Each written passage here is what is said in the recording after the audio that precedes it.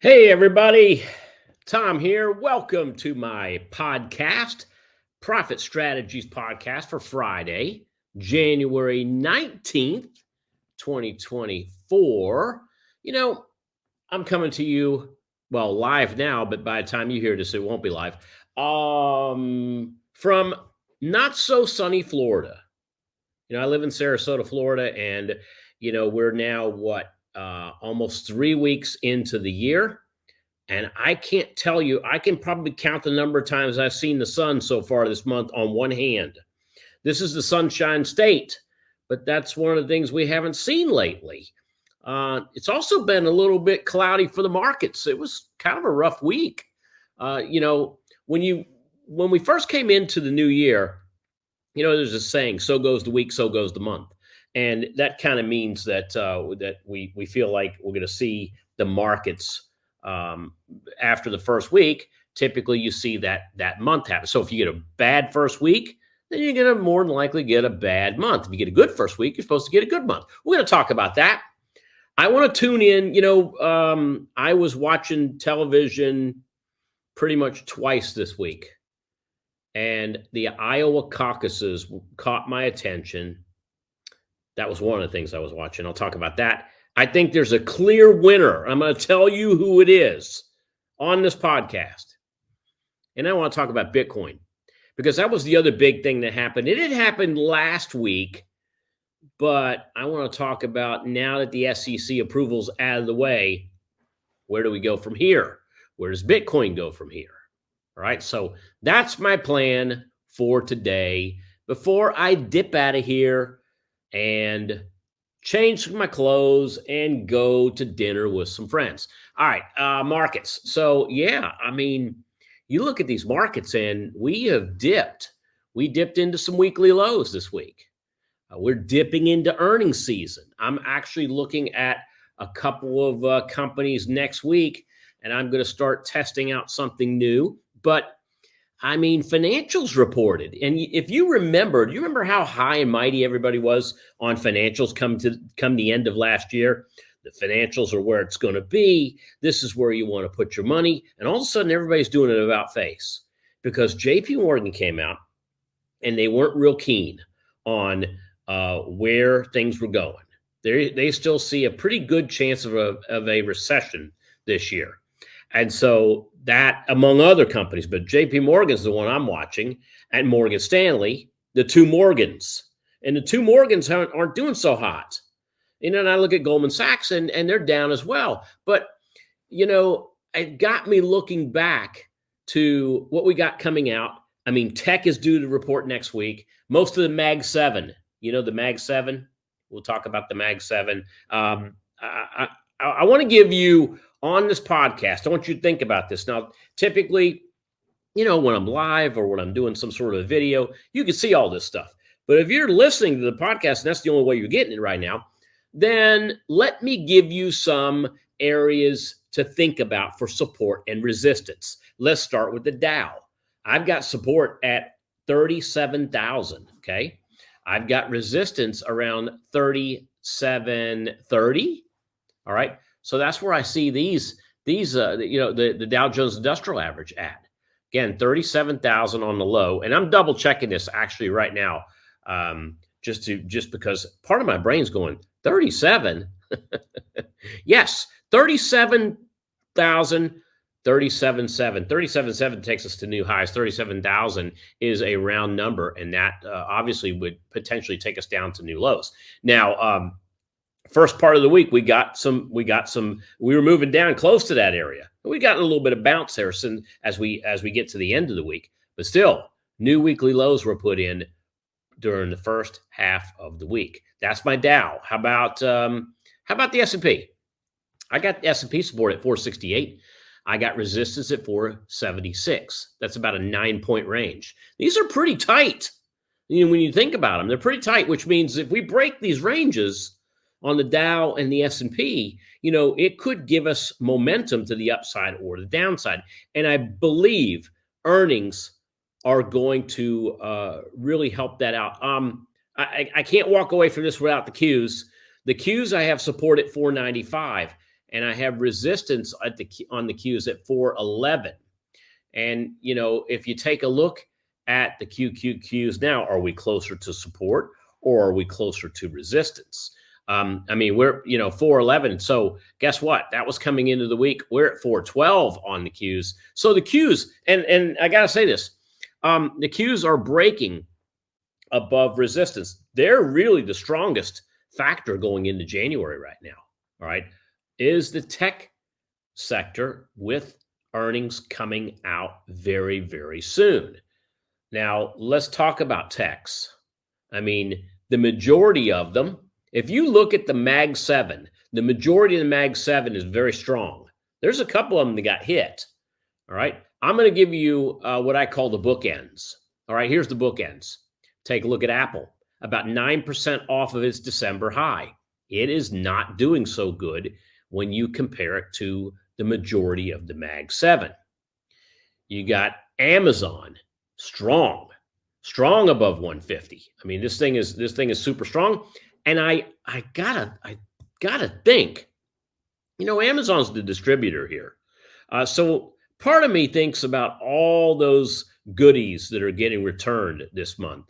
And I think I said it earlier, Amazon, with Amazon, you have till the end of the month to box up either more Christmas presents than you gave out, or maybe you got something you didn't like.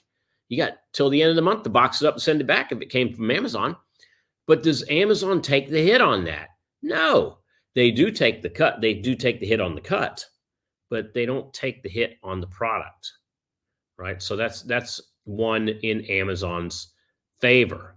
Probably part of the reason why they're up so much. How about Google? Google's also near and hitting its multi-month highs.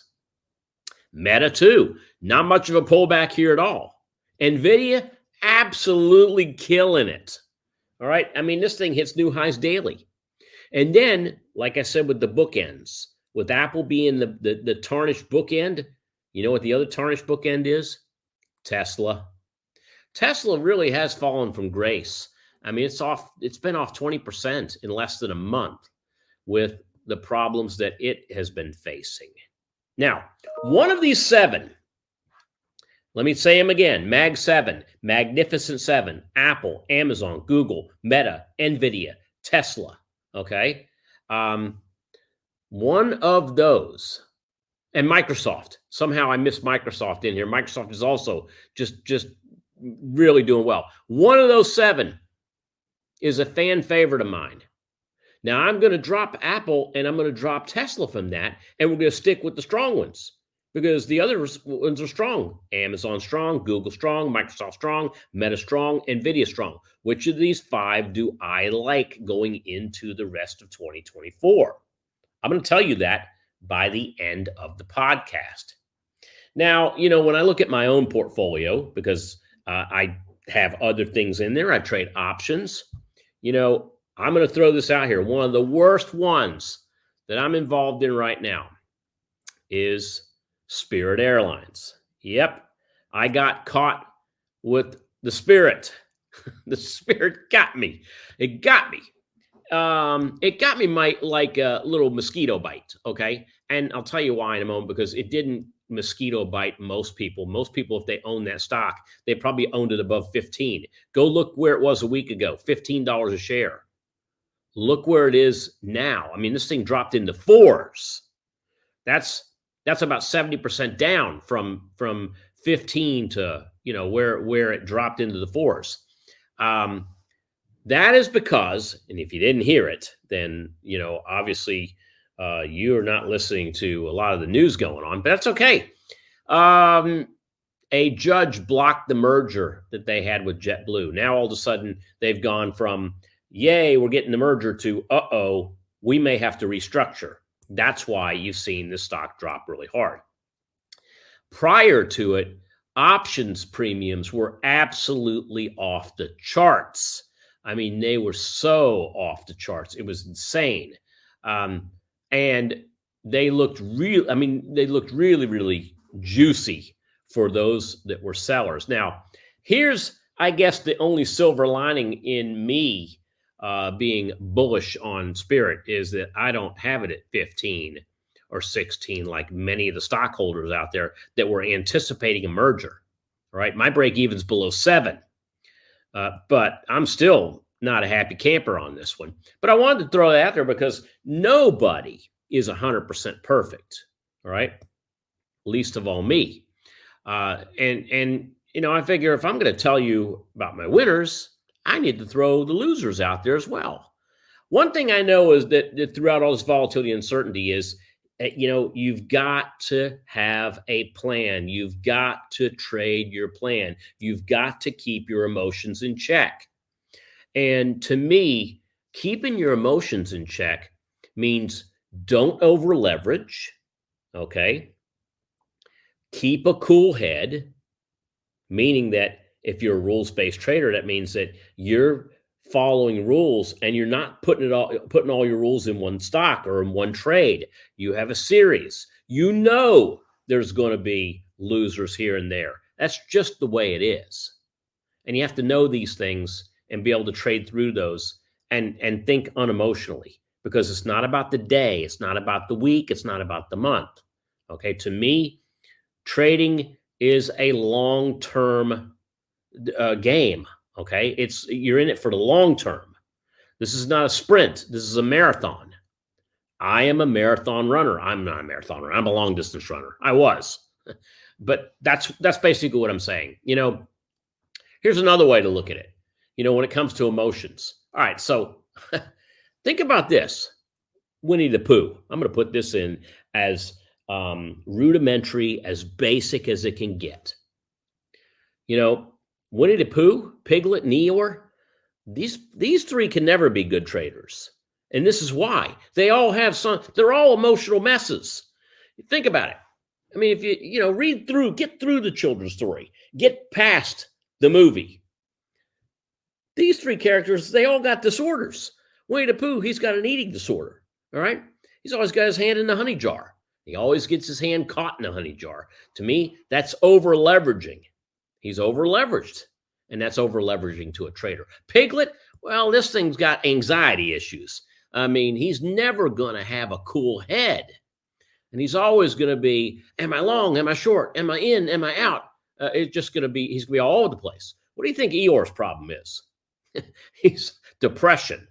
So basically, he's never going to take a trade because in his mind, he's lost before he put the first one on. None of these are good for trading. All right, so let's talk Bitcoin. Until last week, the only ways that I know that you could trade Bitcoin outside of the coin itself. Think about it. There's some ways you could do it. You could trade Bitcoin futures. They were offered on, or they still are. They're offered on the Merc. They're offered on the Board of Trade or CBOE. So you could trade Bitcoin futures. You could trade GBTC. Some of you go, I can do this in my stock account. GBTC, Bido, maybe even Coinbase, because it moves a lot like Bitcoin. And so, yes, you could trade all those. Why would we even want spot Bitcoin ETFs? It just sounds like another product out there. The problem with the futures, Bitcoin futures, the problem with GBTC, Bido, and such, is they come with big drawbacks. And the drawbacks are higher fees. You take a look, some of the fees are embedded too. I mean, think about Robinhood. They had for the longest time, and they have what's called a faux crypto. You know what faux is? You know what faux fur is? Faux fox fur? That's just another fancy word for fake. And so when you have faux crypto, that's fake crypto. It's not real. They were trading and making a market on their own futures product, their own product similar to GBTC, and they were touting it as free, commission free, but it was built. Their money was built into the spread. So low liquidity, spreads. There were even tracking errors that were happening. So if you wanted to own Bitcoin for real directly, you had to buy it and hold it in exchanges like Coinbase, or maybe store it physically on like a Ledger hardware wallet. And the thing is that most investors, Yeah, there's the outliers that hold it on a hardware wallet. I have some crypto on a hardware wallet. And then there are a lot of folks that use Coinbase, but many, many, many more don't. Because you know what? Honestly, they can never trust themselves enough to do it. Now, fast forward to just last week, January 10th to be precise, the SEC approves the first spot Bitcoin ETF. In fact, I think they approved about a dozen, almost a dozen. Now, this is big news because it does. It lowers the fees because now it's an ETF and it's a spot ETF. So guess what it also does? It doesn't have that drawdown, what's called contango, because you take a look at 2 weeks ago, GBTC. You ever notice that when Bitcoin went up, GBTC went up? When Bitcoin went down, GBTC went down. But GBTC, when it went up, sometimes it didn't go up as much as Bitcoin as a percentage. But boy, when Bitcoin went down, GBTC went down even more. Because it has, in order for the managers to closely track Bitcoin, they had to constantly buy Bitcoin futures. If you don't know anything about a future, it's a lot like an option. It has time value in it. It's not called time value. It's called a premium. It's literally the same thing. Okay. And so now you don't have contango happening. So, that spot Bitcoin ETF is going to move. It's going to have management fees. All right. All ETFs do.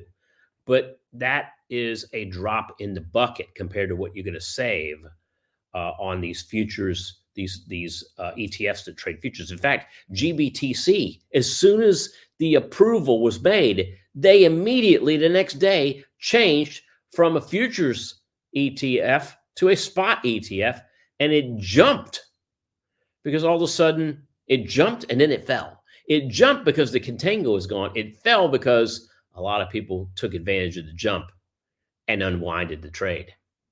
So here's the big thing. You know what spot Bitcoin ETFs are going to do now?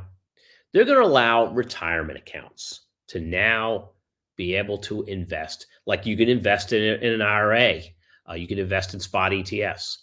They will be offered in 401k plans. What it basically is doing is it's going to allow Bitcoin to cast a wider net. Okay, a wider net meaning the broader investor with trillions, with a T, trillions of dollars in assets are going to eventually flow in. Now, that made me start thinking. I mean, even if they put an asset allocation of 1% on average, if 1% asset allocation went to Bitcoin, that means that you're going to see billions of new inflows coming in. We've already seen it happening. We've seen it happening in the last week, right? So, I mean, for instance, you have Van Eck, over 40 billion would flow into Bitcoin, into their Bitcoin fund. Galaxy, we're expecting almost 40 billion to flow in the next couple of years. So each dollar that's invested into Bitcoin, right? A lot of them are going to be coming in from these ETFs. And guess what these ETFs have to do? As more and more inflows come in, they have to buy Bitcoin to satisfy the inflow, not a futures product, the actual physical coin itself. So because of that, we know, and Bitcoin is known to have what's called a multiplier effect. It means for every dollar invested in the coin, you expect to increase that market cap by a multiple of that amount.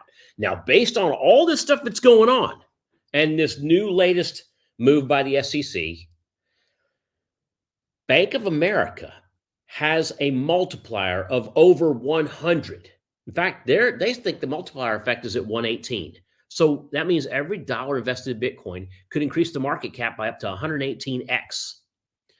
To give you an idea what that means, Bitcoin's entire market cap right now is under 900 billion. So an inflow of, say, 40 billion over 3 years takes the market cap north of 5 trillion. That's where you take the 40 billion and multiply it times 118x, or 900 billion. And, you add 900 billion to that.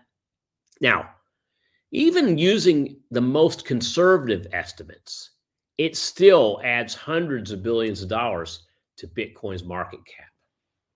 Now, You mix that. Okay. So what have we talked about so far? What we've talked about so far is what's been happening prior to last week, what's now going to change, and then what we see happening over the next couple of years. Now you add on, I'm going to have you add on two things. First of all, we're now in year 2 of the 4-year pattern, which we've seen over and over and over again. Over the last 3, we've now had 3 cycles, 3 full cycles. We're in cycle number 4. All these cycles have had 4-year patterns. And if we take 2023 is year 1 of the 4-year cycle. Year 1 means we came off of a bottom and we had a big move in the big coins. That's Bitcoin, ETH, and Ethereum. Now, year 2, Ethereum starts to catch up with Bitcoin. We're already seeing that happening right now. But you know what else starts to make the big move in year 2? And we're only in January. It's January 19th. We got 11 and a half months to go to finish out the year. Year 2 is the year of the altcoin. Altcoins will start to get out of becoming the caboose, and they will, by the end of this year, be the driver. So you'll see altcoins being the driver. We're already seeing it starting to happen now. Year 3 is the crest, where we crest and we make those new highs, new all-time highs. It's happened 3 times before. And then, of course, year 4 is the pullback. We don't want to be around for year 4. We want to set ourselves up to protect ourselves in year 4. So we're in that bullish move for Bitcoin, for Ethereum, and now finally for altcoins. One more piece I want to add to this. Bitcoin is extremely scarce. I've said this before. I'm going to say it again. There's only 21 million Bitcoins in existence. There will ever only be 21 million Bitcoins in existence. Most of them have been mined. Now, of the 19 plus million that have been mined, by the way, I think the last Bitcoin, the last piece of Bitcoin is estimated to be mined in the year 2140. That's over 100 years from now. I won't be around to see it. But anyway, where I'm going with this is that of the ones we have in existence right now, the 19 million plus, how many do you think are lost?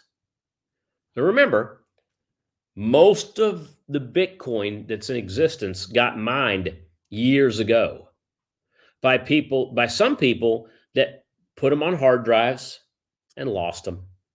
Put the QR code, or no, not the QR code, the actual privacy keys on pieces of paper. Maybe they got lost. Maybe they got ripped up. Maybe they got burned. Physically burned in a fire. Maybe they got thrown away. You know, the estimation was 10 to 20% of the supply been lost forever. We believe it's closer to 30%. We believe that 3 out of every 10 Bitcoins are lost forever, will not be found. And a lot of it's fractional, sitting on apps, sitting on sites that people just forgot about. And so of the remaining, think about it. If we had 20 million Bitcoins mined, am I saying 6 million are lost? Yes, that's exactly what I'm saying. Of the 13, 14 million that are left in existence, 70% of those are all held by hodlers. These are folks that hold Bitcoin long term. They don't trade it. The whales are when you hear about these folks. When they make a trade, when they make a sell, that's what causes the double-digit drop in Bitcoin immediately. So take out the ones that are lost, take out the hodlers. What do you have left? You have about 2 million Bitcoin left on exchanges like Coinbase and Binance that are available for trading. That's why we see Bitcoin and Ethereum and, not Ethereum, Bitcoin. That's why we see Bitcoin Ethereum moves with it, but that's why we see Bitcoin make the kind of moves that we see it making, where it makes a 5% move one day or a 10% move one day, because all of a sudden, if somebody comes out and they make a sell or they make a buy, a whale comes make a sell, or more importantly, these ETFs are coming out having to make pretty large purchases for all the money that's inflowed to be part of their ETF. That's why you see these big moves. And I believe you're going to continue to see these. When you add all this up, and halving. Let's not forget halving. The next halving is going to happen in April, just a couple months away. That's going to further reduce the supply that's coming out. Add all this up, and that's why I believe that we're in the most bullish event we could be in, to date, possibly in our lives. So there you go. That's my take on Bitcoin. Where do I see Bitcoin going? I put a crazy number out there, folks, 4 years ago. I said that by 2030, Bitcoin could see, here you go, 500,000 a coin. Now that's pretty much more than 10 times where we are right now. But with all the stuff I've lined up for you, all the research that we've done, it's very possible. It's very possible. All right. And if you think that's great, think about it. Let's go down a rabbit hole for a moment. Yes, there'll be an Ethereum ETF. Definitely going to have one. BlackRock already, they haven't, they filed for one. They filed to file for one. That's been brought up in the news. But think about this. Who's going to be the first company that's going to create an indexed Bitcoin ETF for these altcoins, for some of these altcoins, groupings of altcoins? This is all coming. What do you think how long do you think it's going to be before we can trade options on Bitcoin, options on Ethereum? And I'm talking about these ETFs, not the physicals, but options on the ETFs. These are coming, folks. And I can't wait. I can't wait for options on spot-based ETFs. It's going to give us the ability to have more leverage, less risk, predefined reward and risk ratios. And so that to me is exciting, and I believe the leverage is going to be fantastic. Not leverage, the liquidity is going to be fantastic once they take heed. All right, I'm going to end on a lighter note here. Some of it, I call it a lighter note. You can decide for yourself. Earlier this week, I watched a little TV. I watch TV at night. Usually I have it muted, but the caucuses, the caucuses were held early this week. I think Monday Night Football. I was watching the caucuses and I was watching Monday Night Football. My remote was on. I had my finger on the last channel. You know what that is? That's the button that says last, where you can actually go back and forth between the program you're watching and the last program you were watching. And I was clicking back and forth between the caucuses and watching my Tampa Bay Bucks and how they were doing. It was a good night. It was a good night for the Tampa Bay Bucks. It was a good night for Trump too. Although it wasn't any surprise Trump took the thing. What surprised me was he took nearly every county, and he doubled the numbers from 2020 of people that are backing him. Now, some say this is where I started. The following day I started going through all the mainstream media just to get a good laugh. Some say it was a resounding victory. Others say it was pitiful that he only got half the votes. It was pitiful he only got half the votes. That's because Joe Biden's getting all the votes in Iowa, right? And why? Because they didn't have a caucus. Some say that people risked their lives to go out and vote and didn't need to, while others said the turnout was terrible. Maybe that's because they didn't. Did they risk their lives or did they not? Did they not know there was a blizzard or there was a cold snap? It was the coldest on record. Some say Nikki Haley made it a two-person race, while others say half the votes she got were because Democrats were registering as Republicans for the night. Some say Ron DeSantis clearly got second place, while others said he was whining about voter confusion.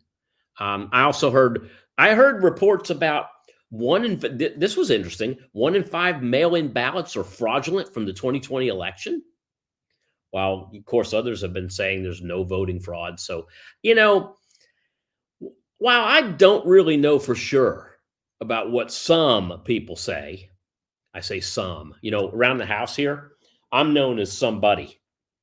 I'm going to change my middle name to Tom somebody Gentile. The reason why is because, somebody left the cap off the milk when they were putting it in their coffee this morning. Oh, somebody forgot to clean up their mess.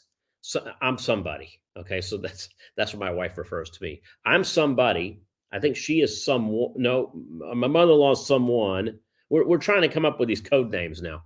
Anyway, I'm somebody, but while somebody, me, doesn't know for sure what some people have been saying between me flipping through all these channels, sounds a lot like opinion talk to me. As a trader, I mean, guys, as a trader, we can't get enough of that space as opinion. But here's what I do know. What I do know is this.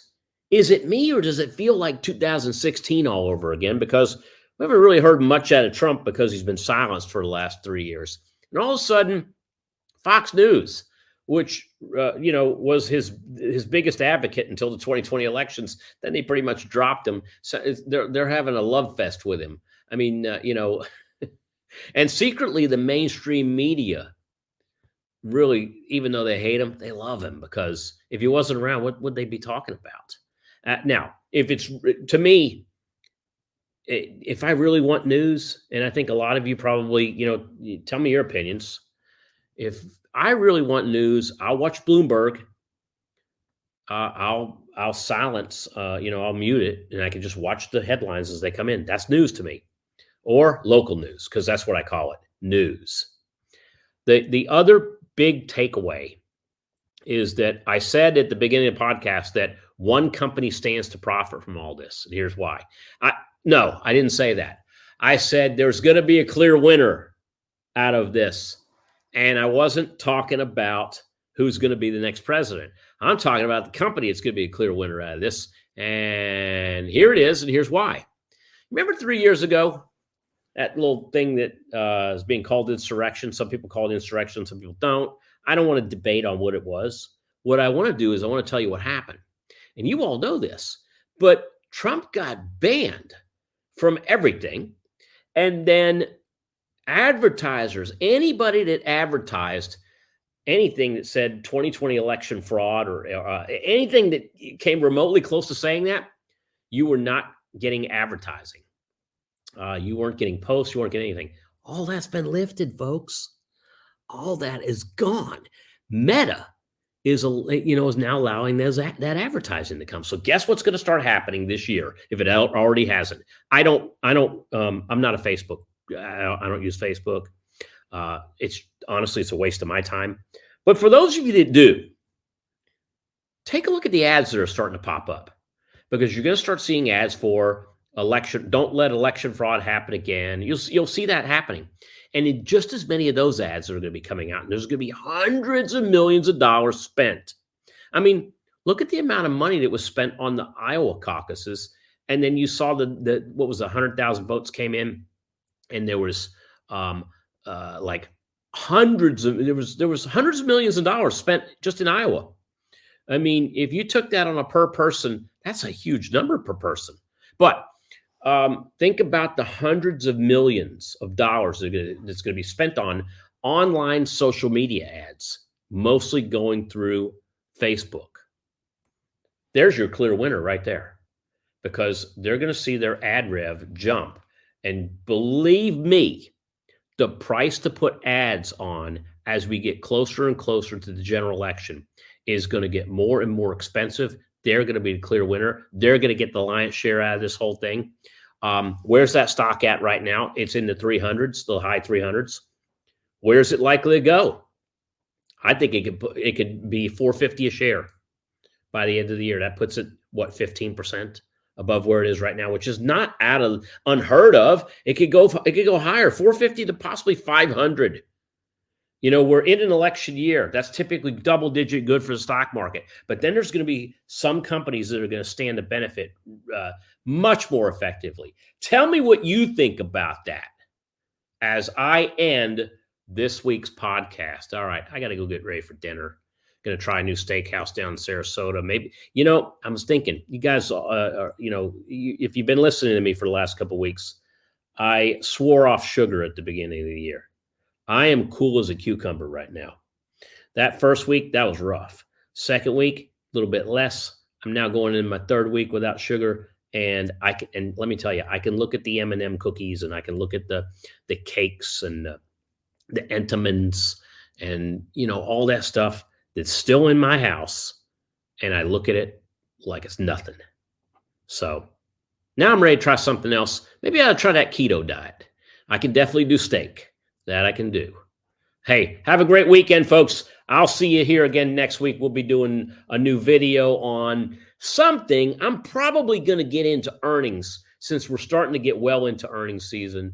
So look for a video for me next week on earnings. Have a great weekend. I'll see you next week.